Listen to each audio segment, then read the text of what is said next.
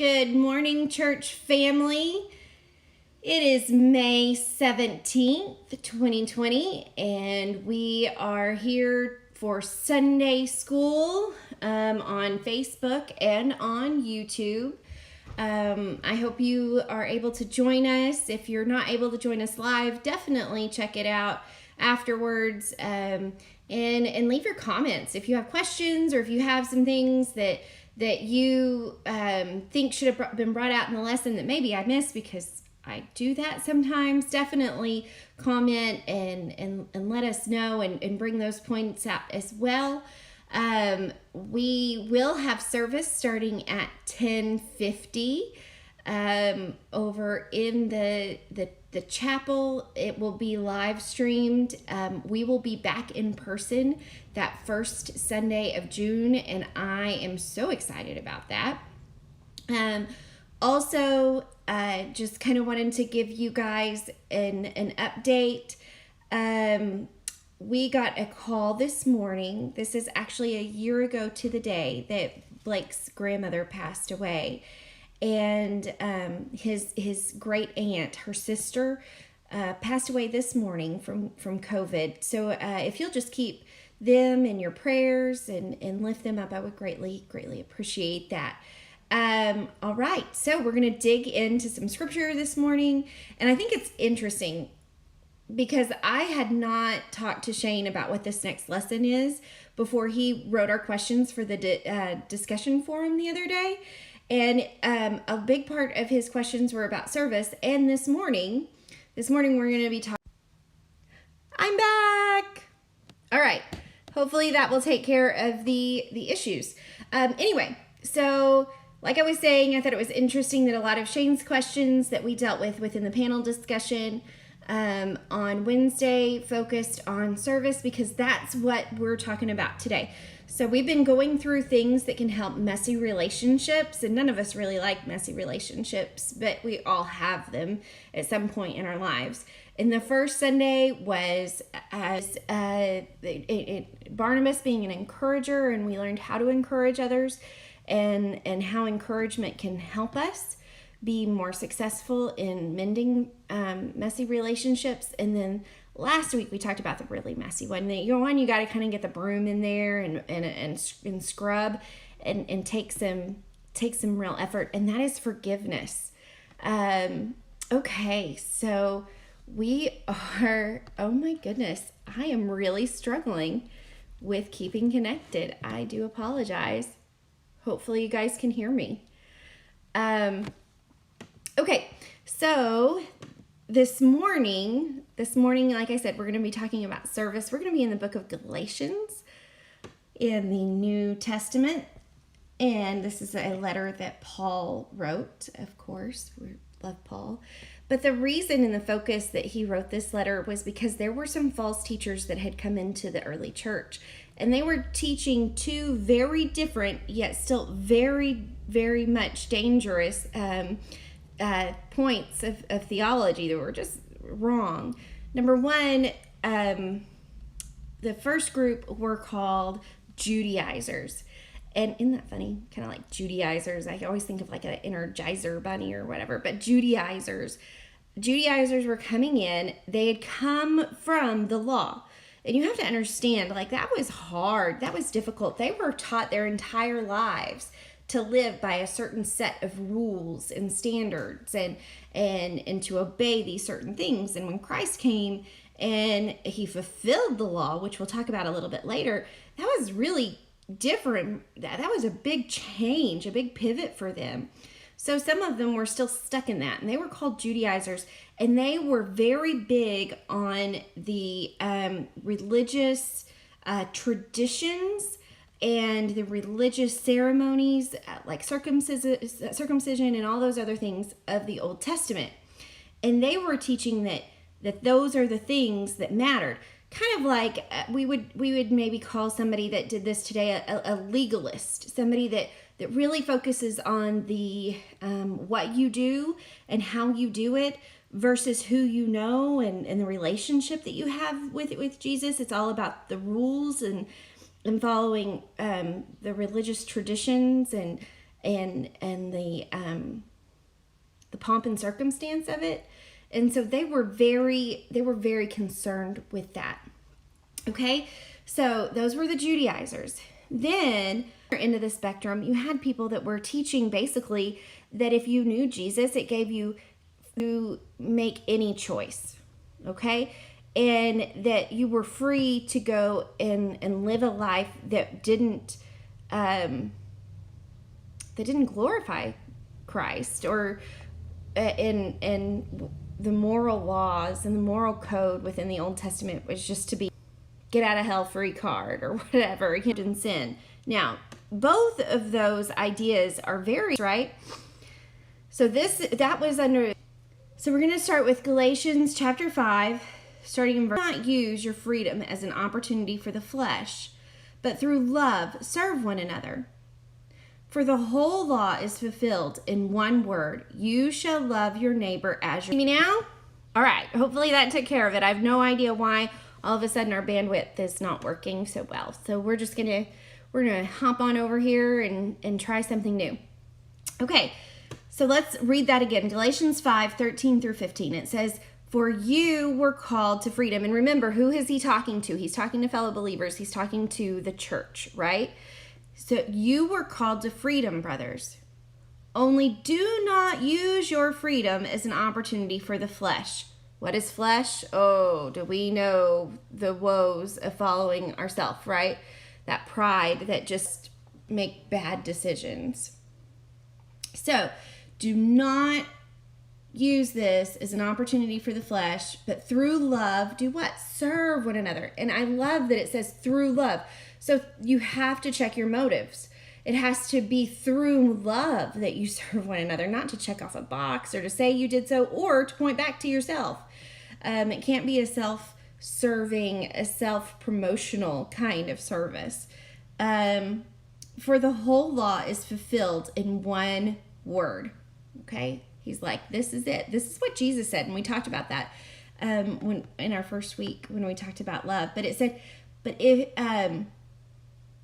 you shall love your neighbor as yourself. Love your neighbor as yourself. So when they have needs and they have burdens that we need to carry, we need to look at that as doing it for ourselves. If we would want that to be done, then we should do it for them. We really should. Verse 15, but if you bite and devour one another, I think that's where the phrase backbiting comes from, actually. Just saying. I heard that. Don't know if it's true, but I've heard that several times, that this is the verse that comes from. So if you bite and devour one another, which we do, we snip at each other. We can sometimes. And again, he's talking to like us as Christians in the church. But if we bite and devour one another, watch out that you are not completely consumed by one another. Think about that. When we are petty, and I've been there, I've totally been there. When we are petty, or we allow our pride or our emotions to take over, and we lash out at people or we bite at people, what are we going to be consumed by? Oh, we're going to be consumed by other people. Who's going to dictate our lives if we're constantly consumed with what other people think of us or what other people are doing? If we're trying to judge what other people are doing, are they doing a good enough job? All of that, we will consume one another. And I don't want to be consumed by that. I want to be consumed by Christ. So just food for thought. Okay, so let's move on. Let's go over here to Matthew 7, 1 through 5. This is Jesus' Sermon on the Mount. And it says, actually, this is Matthew 7, 1 through 5. I think I said that. Judge not, that you be not judged. For with the judgment you pronounce, you will be judged. And with the measure you use, it will be measured to you. Why do you see the speck that is in your brother's eye, but you don't notice that log that's in your own eye? Or how can you say to your brother, let me take out that speck in your eye, when there is a log in your own eye? You hypocrite. I love this. I love this. Jesus just tells it how it is, right? You hypocrite, speck out of your brother's eye. So I think it's super important. A few things, all right? We're going to try.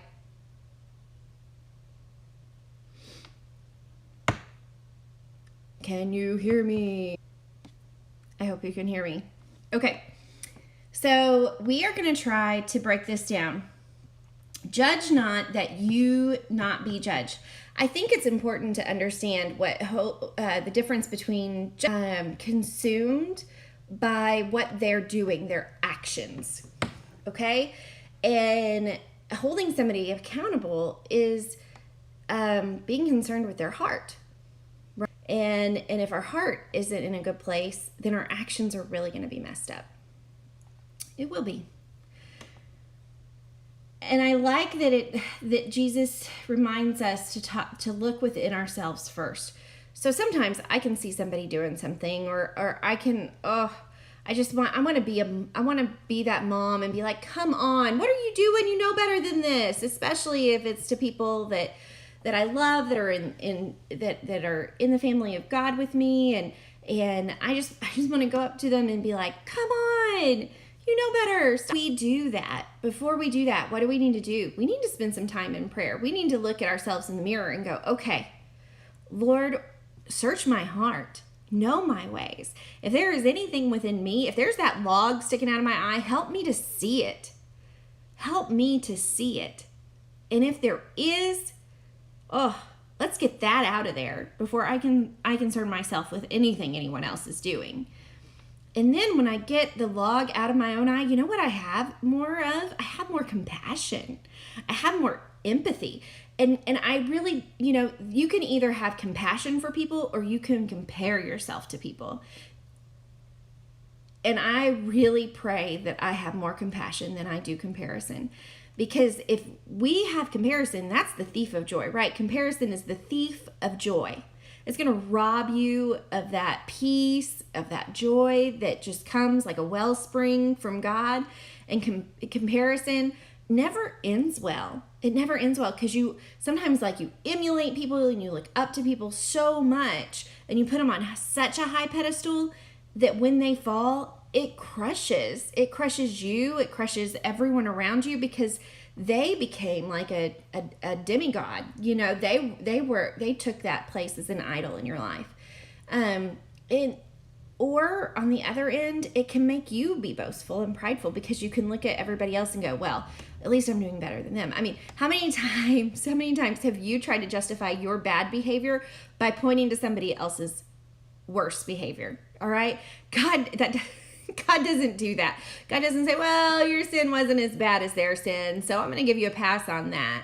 No, we don't do that. Just like, when my kids, which I used to do this as a kid all the time, I would come up to my parents and I would be like, look, I know that I did this, but, Sally over there, Sally was doing X, Y, and Z, and at least I'm not doing that, so I shouldn't be in that much trouble. Could be a lot worse. Doesn't work that way.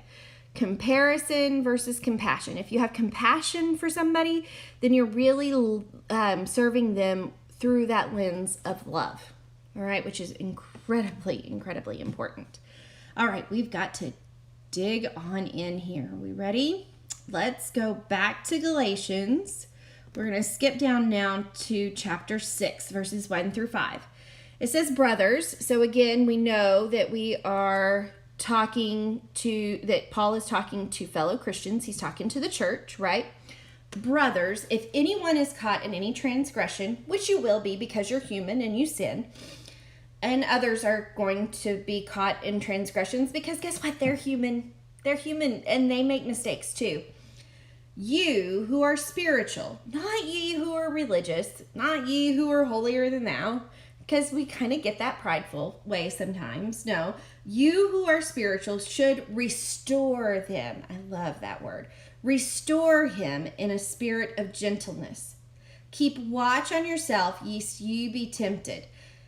So how many times have we seen religious leaders in that we maybe have looked up to, respected people? There were several examples of this in the Sunday school lesson. I don't want to necessarily bring up names, but you know who they are. That they're almost like the fame of their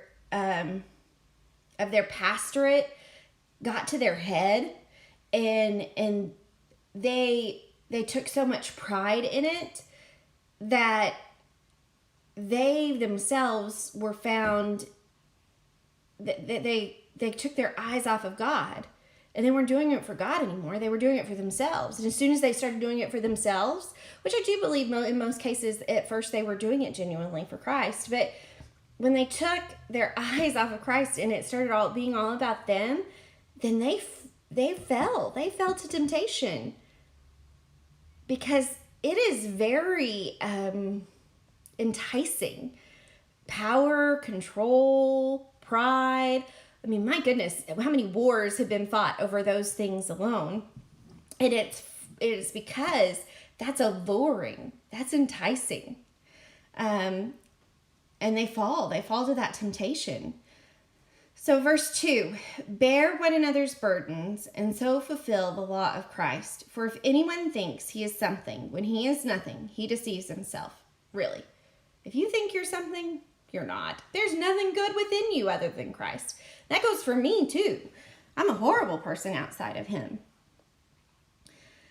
Verse 4, but let each one test his own work, and then his reason to boast will be in himself alone and not in his neighbor. Because it's not about comparison, it's about compassion, right? For each will have to bear his own load. Okay, so let's think about that for a second. That's kind of tricky. First of all, it says, hey, look, bear one another's burdens. Okay? Bear one another's burdens. And then in verse 5, it seems to almost contradict. It says, for each will have to bear his own load. But it's not. It's totally complementary if you really look at the meaning. Because it says a burden. A burden is something that is too heavy. And think about it, during these times, servants were the ones that would have to carry the load. And they're saying, look, Paul's saying, look, use the freedom that you were given in Christ to serve others and become a servant to others, and bear somebody's burdens. But then at the end, it says for each are going to have to carry their own load or bear their own load. A load is something that you can carry. So I think it's twofold. One, we are absolutely 100% called to help those that are carrying a burden. Those that have so much on their plate and on their heart that they physically, emotionally, spiritually cannot bear it alone. But on the opposite coin, I think it's also incumbent to us, and remember that they're talking about people within the church. They're talking about our fellow Christians, right? To bear our own load. Because if we don't take care of the things that we're given, and the responsibilities that we're given, we can't be lazy or sloths or people that slough off all of that responsibility for somebody else to carry. We've got to carry our own load as well. Okay, so last verse. Well, that's not true. We've got 2 more verses, and then we're going to wrap up here. Okay, we're going to go to James. I love James. I talked about that the other day. Makes my toes bleed. And here he goes again. James 2:16 and 17 says, and if one of you says, go in peace, be warmed and filled, without giving them things that they needed for their body, what good is that? So also by faith itself, if it does not have works, it is what? It's dead. So it can't just be about our words. I wish it could. It would be a lot easier some days if our words would bring upon that kind of action. But love is a verb. We talked about that the first time. And we have to act upon that. So in order to serve people, we actually have to meet their needs. And one thing that Blake did when our kids were little, and still does to this day, that I just love, is when we go into somewhere when we're finally able to go to restaurants again or whatever, when we go into church or when we're in a group of people, Blake would oftentimes look at them and say, okay, look around. What needs are there that you could meet? What needs are there that you could meet?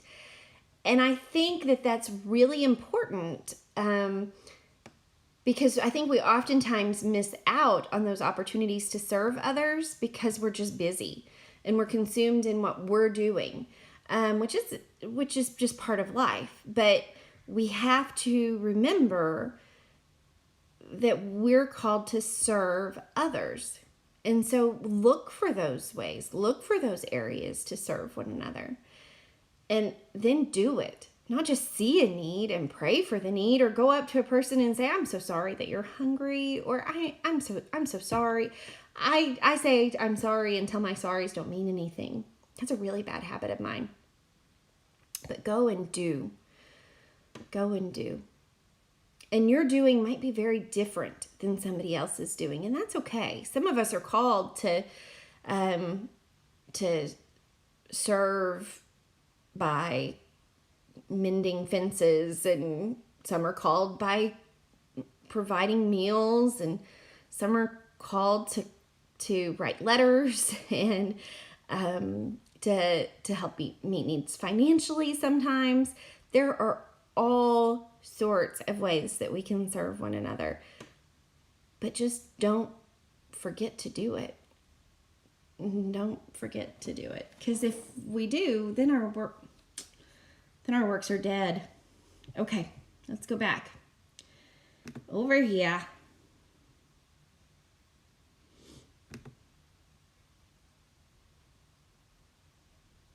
There it is. Okay, Galatians chapter 6. Now we're going to be in verse 10. Okay, so we're back in Galatians verse 10. So then, as we have opportunity, let us do good to everyone, and especially to those who are within the household of faith. I think it's interesting. We're called to do good to everyone, not just those that we like, and not just those that when we compare or judge, their circumstances, we deem them worthy of it. And I'm guilty of that too. I mean, we all can be at some point. Are you really worthy of me doing? Yeah, Christ thought that they were worthy enough to die for. So yeah, we are to do good to who? To everyone. All right, so let's wrap up. We're going to go through 4 different points that I really want you to take away from today.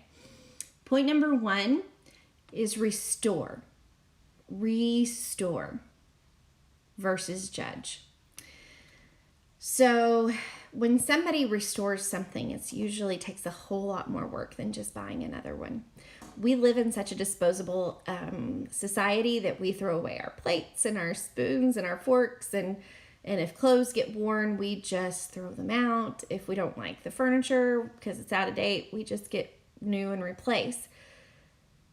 But to restore means that you really put in the time and the effort to bring it back to what its original purpose was.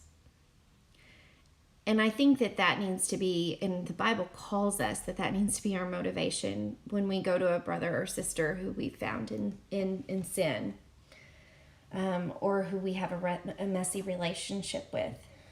The end goal should not be to compare or to condemn, but the end goal should be to restore, to bring them back to what they were originally created to be, which is the image of bearer of Christ, right?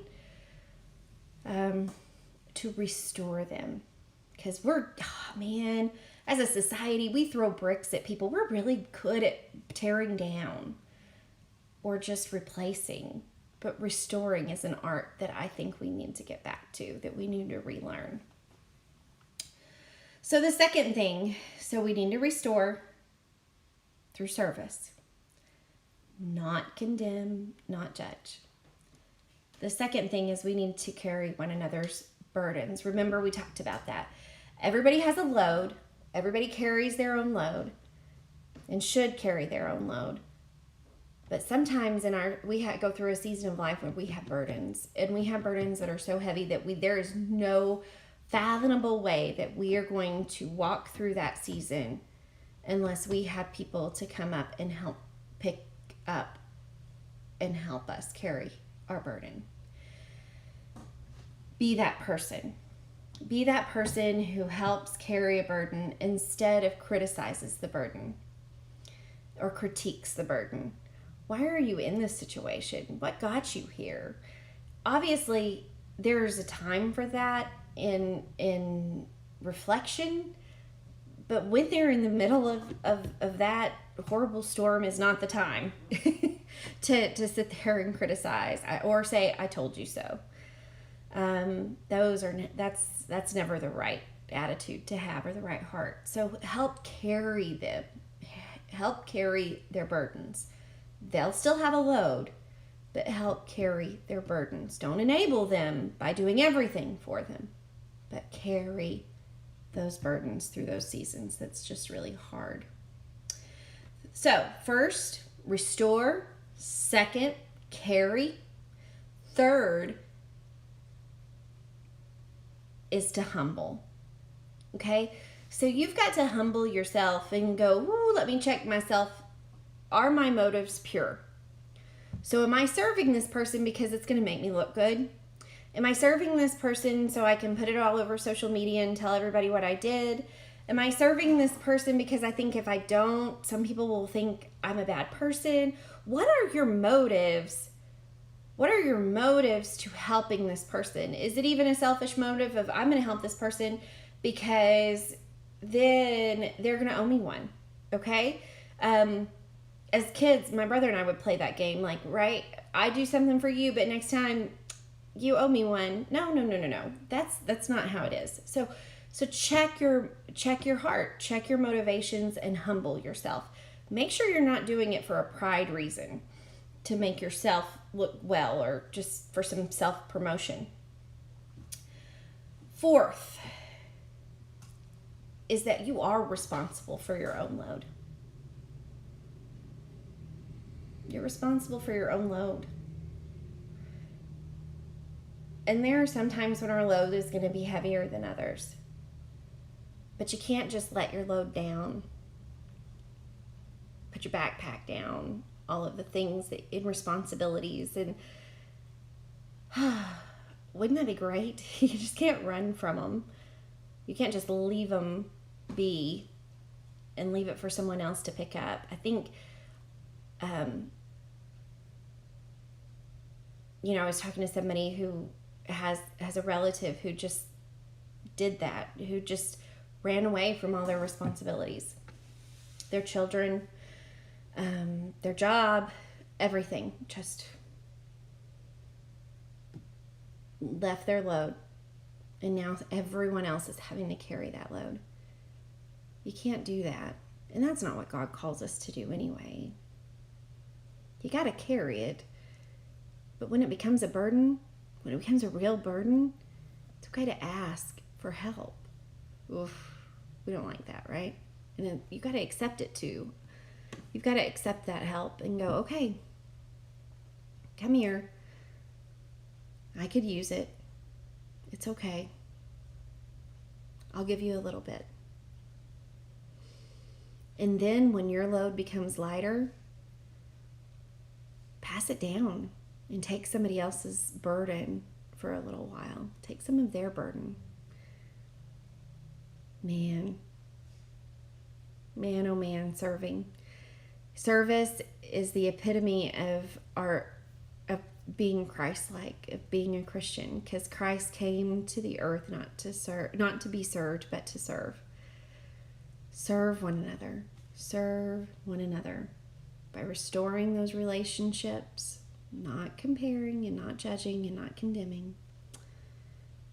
By carrying burdens, by checking your motives and humbling yourself, by carrying your own pack. I'm going to let you go with that this morning. I went a little long, so we only have a few minutes before service. I'm going to pray, and then we're going to, hopefully you guys will have enough time for a quick break before YouTube and live stream comes back on with the service. Dear Heavenly Father, Lord, thank you so much for this time that we were gathered today. And Lord, I just pray that you would be glorified, that your word would penetrate our hearts and would call us to action, and that we would have the boldness and the courage to go forth and to serve others in the way that you would have us to. Lord, help us to remember to check ourselves and for our own logs and for our own selfishness and pride, and Lord, our motives of why we serve people. Lord, may it all be for you and because of you. Be with Shane as he delivers the message, and the Or Trio as they lead us again in worship this morning. We are so excited and anxious to get back together and know that you have great things planned for our church once we do. We thank you for that in your holy and precious name. Amen. Bye, guys.